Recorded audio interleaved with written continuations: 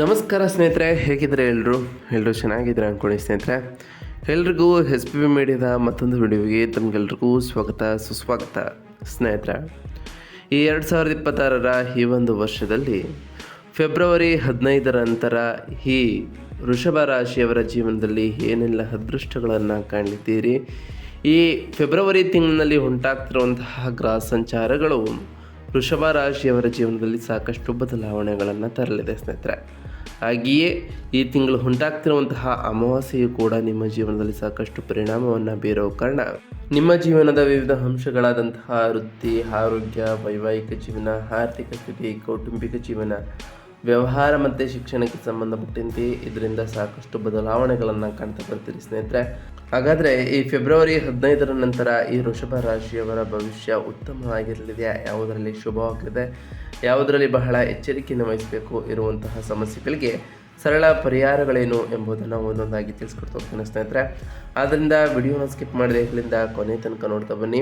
Skip ಮಾಡಿ video ನೋಡೋದ್ರಿಂದ ಅಷ್ಟು ಇನ್ಫಾರ್ಮೇಷನ್ ಅರ್ಥ ಆಗೋದಿಲ್ಲ ಸ್ನೇಹಿತರೆ. ಸೊ ಫಸ್ಟಿಂದ ಎಂಡ್ ತನಕ ವಿಡಿಯೋನ ವಾಚ್ ಮಾಡಿ. ಹಾಗೆ ನಮ್ಮ ಈ ವಿಡಿಯೋ ಇಷ್ಟ ಆಗಿತ್ತು ಅಂದರೆ ವಿಡಿಯೋಕ್ಕೆ ಒಂದು ಲೈಕ್ ಮಾಡಿ. ಯಾರೇನು ನಮ್ಮ ಚಾನಲ್ನ ಸಬ್ಸ್ಕ್ರೈಬ್ ಮಾಡ್ಕೊಂಡಿಲ್ಲ ಅವರು ಈಗಲೇ ಸಬ್ಸ್ಕ್ರೈಬ್ ಮಾಡ್ಕೊಳ್ಳಿ ಸ್ನೇಹಿತರೆ.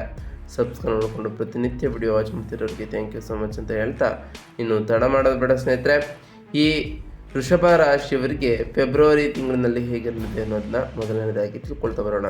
ಹೌದು ಸ್ನೇಹಿತರೆ, ಈ ಫೆಬ್ರವರಿ ತಿಂಗಳು ನಿಮ್ಮ ವೃತ್ತಿಯ ಉತ್ಸಂಗ ಮತ್ತು ಆರ್ಥಿಕ ಸ್ಥಿರತೆಯ ಪ್ರಮುಖವಾದ ತಿಂಗಳು ಅಂತಲೇ ಹೇಳ್ಬೋದು. ಅದರಲ್ಲೂ ಫೆಬ್ರವರಿ 2026 ನಿಮ್ಮ ವೃತ್ತಿ ಜೀವನಕ್ಕೆ ಒಂದು ಮೈಲುಗಲ್ಲು ಅಂತಲೇ ಹೇಳ್ಬೋದು. ನಿಮ್ಮ 10ನೇ ಮನೆಯಲ್ಲಿ ಅನೇಕ ಗ್ರಹಗಳು ಒಟ್ಟಾಗಿ ಇರುವುದರಿಂದ ನಿಮ್ಮ ಸಂಪೂರ್ಣ ಗಮನವು ನಿಮ್ಮ ಕೆಲಸ, ಸಮಾಜದಲ್ಲಿನ ಗೌರವ ಮತ್ತು ಮಹತ್ವಾಕಾಂಕ್ಷೆಯ ಮೇಲೆ ಕೇಂದ್ರೀಕೃತವಾಗಿರ್ತದೆ. ಈಗ ನೀವು ತೆರೆಮರೆಯಿಂದ ಮುನ್ನೆಲೆಗೆ ಬರುವಂತಹ ಸಮಯ ಅಂತಲೇ ಹೇಳ್ಬೋದು. ಅದರಲ್ಲೂ ಹೊಸ ಉದ್ಯೋಗವಿರಲಿ ಅಥವಾ ಬಡ್ತಿ ಇರಲಿ, ನೀವೇ ಈಗ ಎಲ್ಲರ ಗಮನಕ್ಕೆ ಕೇಂದ್ರ ಬಿಂದುವಾಗಿರ್ತೀರಿ. ಆರ್ಥಿಕವಾಗಿಯೂ ನೀವು ಬಹಳ ಉತ್ತಮವಾದ ಸ್ಥಿತಿಯಲ್ಲಿದ್ದೀರಿ. 2ನೇ ಮನೆಯಲ್ಲಿರುವಂತಹ ಗುರು ನಿಮ್ಮ ಬ್ಯಾಂಕ್ ಬ್ಯಾಲೆನ್ಸನ್ನು ಹೆಚ್ಚಾಗುವುದನ್ನು ಖಚಿತಪಡಿಸಿದರೆ, 11ನೇ ಮನೆಯಲ್ಲಿರುವಂತಹ ಶನಿಯು ಸ್ಥಿರವಾದ ಲಾಭವನ್ನು ನಿಮಗೆ ನೀಡಲಿದ್ದಾರೆ.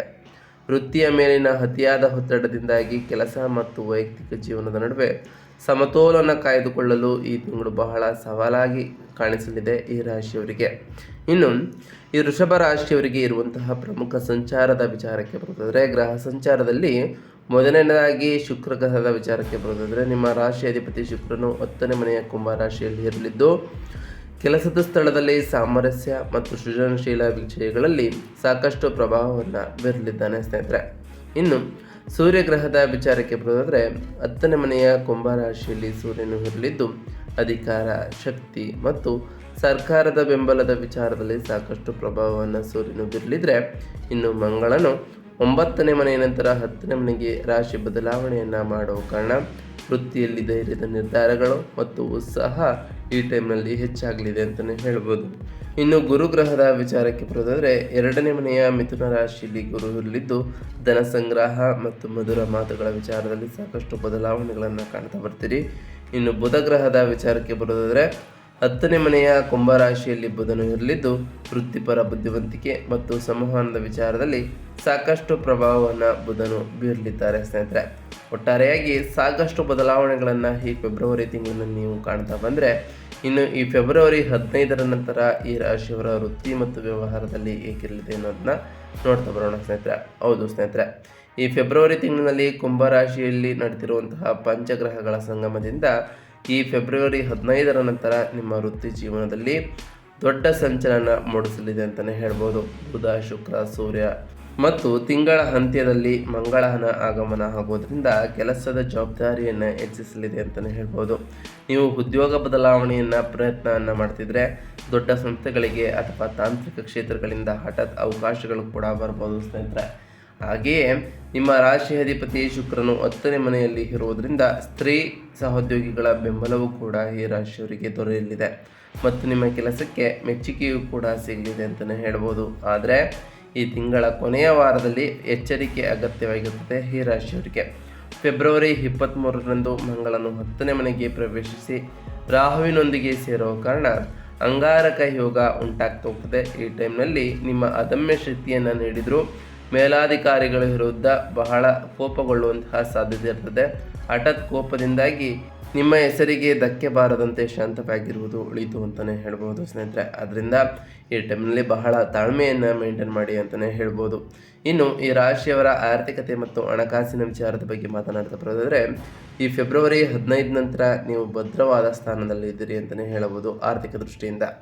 ಅದರಲ್ಲೂ ಶುಭಗ್ರಹವಾದಂತಹ ಗುರು ನಿಮ್ಮ 2ನೇ ಮನೆಯಾದ ಧನಸ್ಥಾನದಲ್ಲಿ ಸಂಚರಿಸುವ ಕಾರಣ ಉಳಿತಾಯದಲ್ಲಿ ಪ್ರಗತಿಯು ಕಂಡು ಬರ್ತಾ ಹೋಗ್ತದೆ.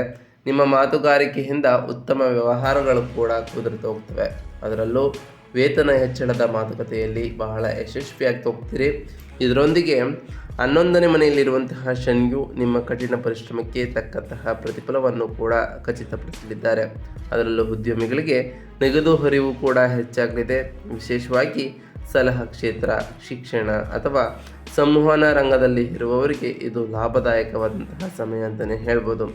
ಆದರೆ ತಿಂಗಳ ಕೊನೆಯಲ್ಲಿ, ಅಂದರೆ ಈ ತಿಂಗಳ ಕೊನೆಯಲ್ಲಿ ಮಂಗಳ ರಾಹು ಪ್ರಭಾವ ಉಂಟಾಗುವ ಕಾರಣ ಸ್ನೇಹಿತರಿಗೆ ದೊಡ್ಡ ಮೊತ್ತದ ಹಣವನ್ನು ಸಾಲವಾಗಿ ನೀಡಲಿಕ್ಕೆ ಹೋಗಬೇಡಿ ಸ್ನೇಹಿತರೆ.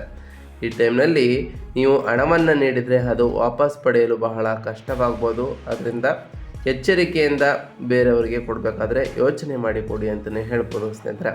ಇನ್ನು ಈ ರಾಶಿಯವರ ಆರೋಗ್ಯ ಮತ್ತು ಕ್ಷೇಮದ ವಿಚಾರಕ್ಕೆ ಬರೋದಾದರೆ, ಆರೋಗ್ಯದ ವಿಚಾರದಲ್ಲಿ ವೃತ್ತಿಯಲ್ಲಿ ಪ್ರಗತಿಗಳು ಇದ್ದರೂ ಆರೋಗ್ಯದ ಕಡೆ ನಿರ್ಲಕ್ಷ್ಯೆಯನ್ನು ನೀವು ನೀಡಲಿಕ್ಕೆ ಹೋಗಬೇಡಿ ಸ್ನೇಹಿತರೆ.